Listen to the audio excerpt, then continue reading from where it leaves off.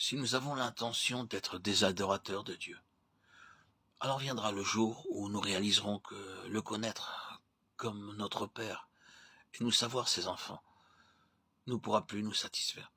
Nous devons connaître Dieu comme Dieu et nous-mêmes comme ses serviteurs.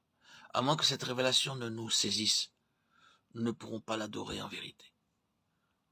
Ce n'est qu'en allant vers lui comme Dieu que nous pourrons vraiment nous courber devant lui. Ce n'est pas avant d'avoir réalisé que nous sommes ses sujets. C'est cette prise de conscience qui nous permet de l'adorer. Mais ce n'est pas tout. Une telle vision de Dieu ne nous fait pas seulement tomber devant sa face.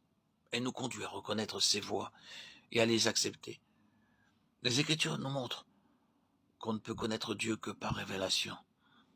Elles nous montrent aussi que c'est seulement en lui étant assujettis que nous commençons à connaître ses voies. Que sont-elles les voies de Dieu? Ces voies sont ses méthodes pour accomplir ce qu'il a décidé de faire. Et en ce qui nous concerne, c'est la manière dont il nous traite pour accomplir son dessein envers nous. Ces voies sont plus élevées que nos voies et ne laissent aucune place à notre choix.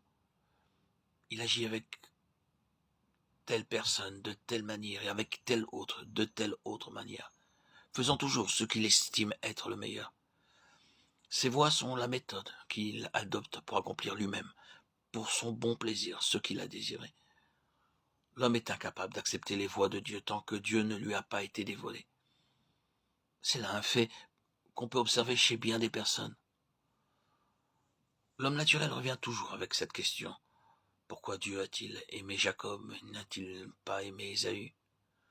Nous avons facilement du ressentiment à l'égard de Jacob, et nous essayons de défendre Ésaü. Nous pensons qu'Ésaü fut un homme bien et que Jacob était mauvais, très mauvais. Un supplanteur, un trompeur. Cependant, Dieu déclare « J'ai aimé Jacob et j'ai haï Ésaü ». Et nous continuons à demander « Mais pourquoi? Pourquoi ?» Cette question prouve que nous n'avons pas vu Dieu. Ceux qui l'ont vu ne posent plus ces questions. Ils disent simplement « Dieu est Dieu.